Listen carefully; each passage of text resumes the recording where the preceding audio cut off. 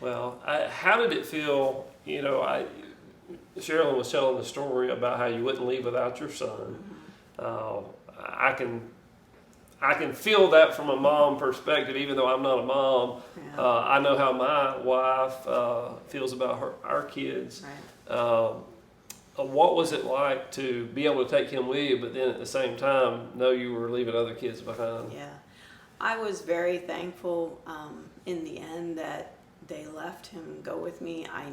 I was pretty positive it would not have worked to leave him behind.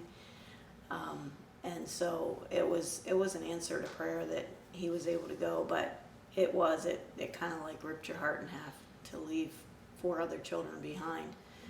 And the first week of being out was really difficult for me, especially at nighttime when it would get dark, because darkness there brought a lot of fears, because that's when a lot of things happen.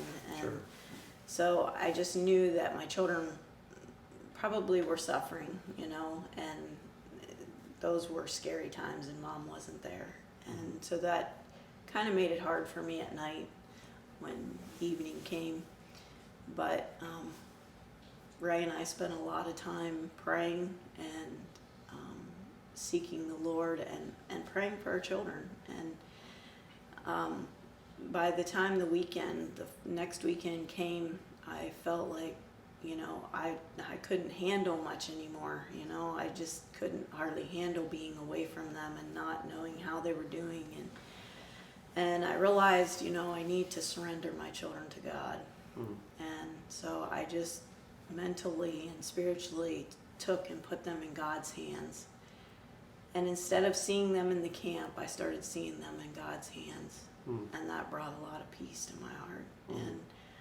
And that was very comforting to me, to be able to, when I thought about them, that's where they were. And I didn't have to worry about them anymore. God was taking care of them. Right.